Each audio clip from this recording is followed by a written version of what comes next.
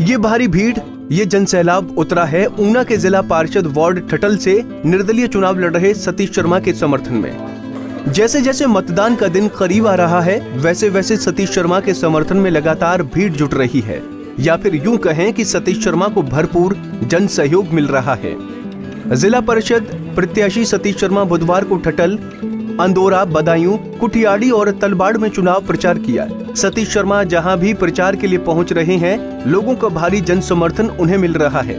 छोटी छोटी नुक्कड़ सभाओं में ग्रामीण बढ़ चढ़कर भाग ले रहे हैं, तो वहीं सतीश शर्मा अपनी टीम के साथ हर एक वोटर तक पहुंचने में जुटे हैं। सतीश शर्मा को मिल रहे भारी जन समर्थन से एक चीज तय हो गई है, लोगों ने सतीश शर्मा के पक्ष में मतदान करने का पूरा मन बना लिया है। बड़ी बात यह भी है कि यहाँ वोटर अच्छे समझ गया है कि आखिर सही में समाजसेवी कौन है। लोग समझ गए हैं कि उनके लिए ऐसा जनसेवक सही है जो लोग सिर्फ चुनाव के वक्त या चुनाव से ऐन पहले समाज सेवा शुरू करते हैं, या फिर सतीश शर्मा जैसी शख्सियत जो दिन रात लोगों के साथ जुड़कर उनके साथ सुख दुख में खड़ी होती है, और जब भी किसी को भी कहीं भी जरूरत होती है तो वो उनकी मदद के लिए मौजूद होते हैं। आपदा कोई भी हो, संकट कहीं भी हो, सतीश शर्मा कभी सहयोग से पीछे नहीं हटे हैं। मैं भी अपनी तरफ से आपको विश्वास दिलाऊंगा कि जब भी कोई किसी भी काम की, किसी भी तरह की मुझे जरूरत पड़ती है आपको, तो आपने मुझे एक बार कॉल जरूर कर लेना। मेरी कोशिश होगी कि मैं आपके पास पहुंचूं और आपका वो काम कराऊं। मेरा जो निजी तौर पे दायित्व भी रहा है और मैंने इसको अपना दायित्व भी समझा है, क्योंकि लोकतंत्र में यदि हम ये सोच लें तो यार मैं क्या लेना छठों पर है, तो भी जो बात नहीं बनेगी तो संविधान का अपमान हो जाता है। इलेक्शन लड़ना भी जरूरी है और लड़ाना भी जरूरी है। यदि को कहे ना कि मैं तो राजनीति में ठीक नहीं समझता, एक्चुअल राजनीति बगैर आज है भी कुछ नहीं। सब कुछ राजनीति से ही चलता है, चाहे एमपी साहब हो, चाहे विधानसभा लोकसभा हो, चाहे विधानसभा हो, चाहे पंचायत की अपने क्या कहते हैं जनरल हाउस हो, या समिति का सभा हो, या जिला परिषद की हो। इस लोकतंत्र में जिला परिषद के पास भी पावरें हैं। देखने वाली बात यह होती है कि कौन आदमी कितनी पावर यूज कर लेता है। कई बार आदमी के पास ताकत होती है, उसको पता ही नहीं होता कि मेरे को ताकत क्या है, मैंने करना क्या है। इस लोकतंत्र में हर एक आदमी के पास ताकत है। यदि आप लोगों के पास ताकत है तो जो आपने चुने हैं उनके पास भी ताकत है आपके काम करवाने की। यदि वो काम नहीं करवा सकते तो अपना दायित्व नहीं वो निभा रहे, क्योंकि लोगों के लिए, लोगों द्वारा ही ये आदमी चुने जाते हैं। यदि चुनना नागा उनका फर्ज बनता हर एक आदमी तक पहुंचे हो, हर एक आदमी की गल सुने और हर एक आदमी की जो डिमांड है उन्हें पूरी करने की कोशिश करें। डिमांड वही आदमी रख देंगे जिन्होंने समर्थन किया होगा। जे समर्थन नहीं किया वो डिमांड भी नहीं रखी, और जे डिमांड रखी है तो उन्हें पूरा करना भी एक दायित्व बन जाएगा। और दायित्व किसका बनता जो चुने प्रतिनिधि हैं, जो तुसी लोग जिन्होंने लोगों तुसी लोग चुनना है। और चुनने के बाद जब आ जाते थोड़े को कदे ना कदे तो आंदा ही है ना, तो उन्हें गल्लां जरूर चेता करें, चाहे मैं भी क्यों नहीं है कि तुसी इतनी बड़िया बड़िया डींगा मार के गए थे तो तुसी कीता क्या है।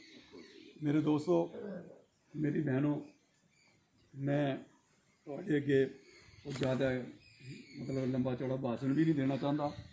मैं सिर्फ इतनी ही बेनती करूँगा हाथ जोड़ के कि तुसी तारे के निशान पे मोहर लगाओगे और तुसी मैंने अपना समर्थन देना। उस समर्थन दे इन रिटर्न टू दैट कि जब स्वां प्रोजेक्ट का काम चल रहा था तो मुझे भी स्टेट स्टीयरिंग कमेटी का मेंबर बनाया गया, जो कि सारे प्रदेश में सिर्फ जो हमारा एरिया था उसमें 4 आदमी थे, पर जो 3 आदमी थे शायद वो स्टीयरिंग नहीं पकड़ सके, स्टीयरिंग मुझे ही घुमाना पड़ा।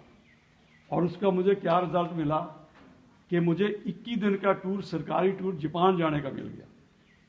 उनकी एक स्टेट है होक्काइडो, रशिया के साथ जाके लगती है। तो वहाँ मैं 14 दिन बाहर रहा, 7 दिन में टोक्यो में रहा। वहाँ मैंने देखा कि सिस्टम क्या होता है। उनका भी लोकतंत्र है, मैंने उनका लोकतंत्र भी देखा है, और उनका लोकतंत्र इसी तरह है जैसे आप लोग बैठे, जैसे आप लोग अपने आदमी चुनने के लिए वचनबद्ध हैं, वो भी इसी तरह से अपना इलेक्शन करते हैं। मेरे दोस्तों, ये मैं इसलिए बताना जरूरी समझा कि कम से कम पता तो होना चाहिए कि जिस आदमी को हमने चुनना है वो कुछ जानता भी है कि नहीं। या कि चलो मैं समझता हूँ कि हर आदमी जब आगे आएगा तभी उसको पता लगेगा। हर एक आदमी का अधिकार है इलेक्शन लड़ने का, उसके बाद उसको चुनने का लोगों को और उसको काम करने का। मेरे दोस्तों, मैं एक बात आपसे जरूर शेयर करूँगा कि निवेदन है कि जो आपका हक है, लोकतंत्र में लोगों का हक होता है। मेरे जो सीताराम जी मेरे मैनेजर हैं, ये कह रहे थे कि आदमी को होना चाहिए कि जरा वो काम भी करा सके। एक कड़ी है एडमिनिस्ट्रेशन में और पॉलिटिशियंस की क्यों जरूरत पड़ी डेमोक्रेसी में? इसलिए जरूरत पड़ गई कि कहीं ये ना हो जो ब्यूरोक्रेसी है वो जो चुने हुए प्रतिनिधि हैं उन पे हावी हो, क्योंकि जो चुने हुए प्रतिनिधि हैं वो ही देखेंगे लोगों की बात, वो ही सुनेंगे लोगों, वो ही करेंगे लोगों की बात। वरना क्या कह रहे? अब मैं एक छोटी सी बात बता दूँ, उदाहरण देता हूँ कि प्रधान साहब बैठे एक ऑर्डर पास कर दिया कि जी एम्बुलेंस रोड बनाने हैं। आप बेटा सभी पढ़े लिखे हैं, आप एक बात बताओ कि 50,000 से एम्बुलेंस रोड बन सकता है? Is it possible? और ये हो गया नहीं जी, पहले इसमें लिख के लाओ कि एम्बुलेंस रोड है। रुपया कितना? 50,000। मैंने जो उस वक्त के डीपीओ थे उनसे मैं पूछा ना, किसी भेदभाव के कोई भी फेयर एंड टेम्पटेशन नहीं होना चाहिए उसमें। जब वोटिंग करनी है there should be no fear and temptation. बिल्कुल एक अच्छे ढंग से कि हमने अपने अच्छे आदमी चुनने हैं, उसके बाद हमने इनसे काम लेना है। क्योंकि सोसाइटी को बनाने के लिए इन पॉलिटिशियंस का भी बड़ा हाथ होता है। पर मैं एक बात समझता हूँ कि बहुत बड़ी बुराई आ चुकी है इस राजनीति में भी कि कुछ आदमी है उनका अपना मकसद कुछ और ही तरह का हो जाता है। मैं यहाँ वो बातें नहीं करनी चाहूँगा कि आप लोग सब समझते हैं। और मैं एक बात जरूर कहूँगा, उनको भी सबक आप दे सकते हैं। जो आदमी आपकी भावना के मुताबिक काम नहीं कर रहा है, जो आदमी लोगों के वेलफेयर के लिए काम नहीं कर रहा है, जो आदमी लोगों के जो ज़रूरतमंद हैं उनकी बात नहीं सुन रहा है, तो मैं समझता हूँ उन लोगों को तो सबक सिखाना ही पड़ जाता है, चाहे वो कितना मर्जी बड़ा नेता भी क्यों ना हो। मैं इसलिए ये बात कही है कि ये हमारे लोकतंत्र की खूबसूरती है। और मुझे इस बात की प्रसन्नता है कि आप वोटें मांगने जाता है आदमी तो घर घर जाता है कि मेरा ध्यान रखिए, पर आप लोग इतने यहाँ बैठे हुए हैं तो मैं तो आपका एक तरह से ऋणी हूँ। वो आपका जनरल हाउस का आ जाता है, फिर समिति का आ जाता है, फिर जिला परिषद का आ जाता है। ये तीन टायर ऐसे हैं जो इस लोकतंत्र को अपने ढंग से चलाते हैं। मेरे दोस्तों, इस सिस्टम ਨੂੰ जिन्हों लोगों ने बनाया, इस लोकतंत्र की जिन्होंने स्थापना की, इस संविधान की जिन्होंने स्थापना की, उन्होंने बड़े सुंदर शब्द लिखे थे और उन्होंने एक अच्छी सोच थी कि जो सत्ता हैगी उस गरीब आदमी तक चली जानी चाहिए, उस पिछले आदमी तक चली जानी चाहिए जो सब के पीछे बैठा है। अज 5 साल के बाद वक्त आ जाता है, बड़े तो बड़ा आदमी भी नतमस्तक होना भी मेरा ध्यान रखी, तू बाकी रख ना रख, मेरा जरूर रखी। ये लोकतंत्र की खूबसूरती है। जब भी कोई चुनाव होता है तो जनता है जो वो ही राजा होती है, उसी ने ही फैसला करना किसको बनाना किसको नहीं बनाना, और जनता जिसके हक में फैसला देती है वो ही चुना जाता है। ये बहुत बड़ी लोकतंत्र की उपलब्धि रही है। दुर्घटना कई हो जाती है, भगवान ना करे तब भी हो जाती है। उन्होंने फैमिली ने पूरा इन्होंने खर्चा चुके हुए है और मंथली 2500 3000 पेंशन लगाई हुई है, बच्चे ने पढ़ाई का खर्चा चुके हुए है। इस तरीके के आदमी है। ज़्यादातर साढ़े जी जनरेशन है ये सोचती है जी ये पॉलिटिक्स है, राजनीति है, हमने इससे क्या लेना, हमारे कुछ और ऐसा नहीं है भाई।